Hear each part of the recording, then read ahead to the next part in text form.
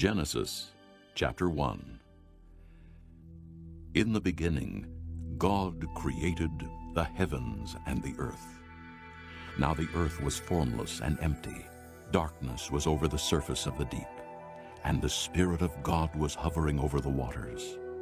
And God said, "Let there be light." And there was light.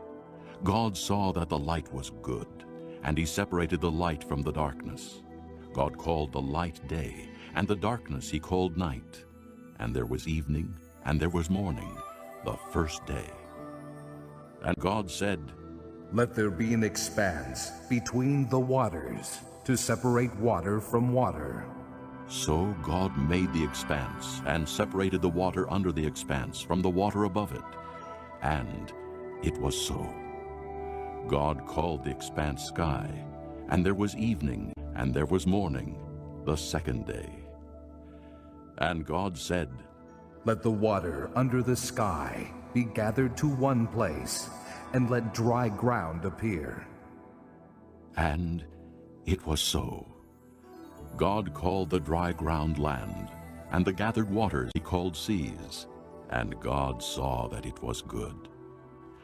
Then God said, "Let the land produce vegetation, seed-bearing plants and trees on the land that bear fruit with seed in it, according to their various kinds." And it was so. The land produced vegetation, plants bearing seed according to their kinds, and trees bearing fruit with seed in it according to their kinds. And God saw that it was good. And there was evening, and there was morning, the third day. And God said, "Let there be lights in the expanse of the sky to separate the day from the night, and let them serve as signs to mark seasons and days and years.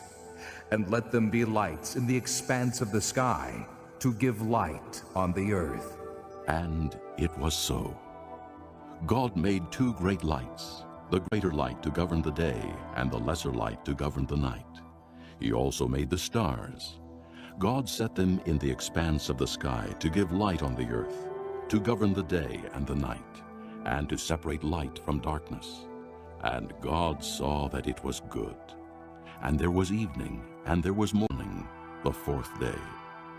And God said, "Let the water teem with living creatures, and let birds fly above the earth across the expanse of the sky."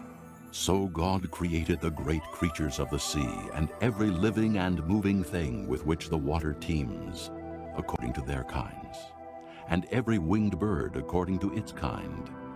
And God saw that it was good. God blessed them and said, "Be fruitful and increase in number, and fill the water in the seas, and let the birds increase on the earth." And there was evening, and there was morning, the fifth day. And God said, "Let the land produce living creatures according to their kinds, livestock, creatures that move along the ground, and wild animals, each according to its kind." And it was so. God made the wild animals according to their kinds, the livestock according to their kinds, and all the creatures that move along the ground according to their kinds. And God saw that it was good.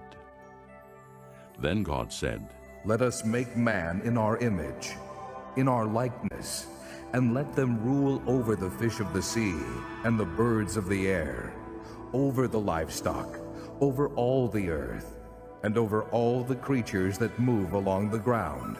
So God created man in his own image. In the image of God he created him. Male and female he created them. God blessed them and said to them, "Be fruitful and increase in number. Fill the earth and subdue it. Rule over the fish of the sea and the birds of the air, and over every living creature that moves on the ground."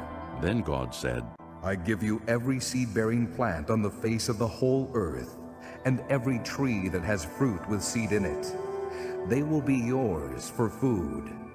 And to all the beasts of the earth, and all the birds of the air, and all the creatures that move on the ground, everything that has the breath of life in it, I give every green plant for food."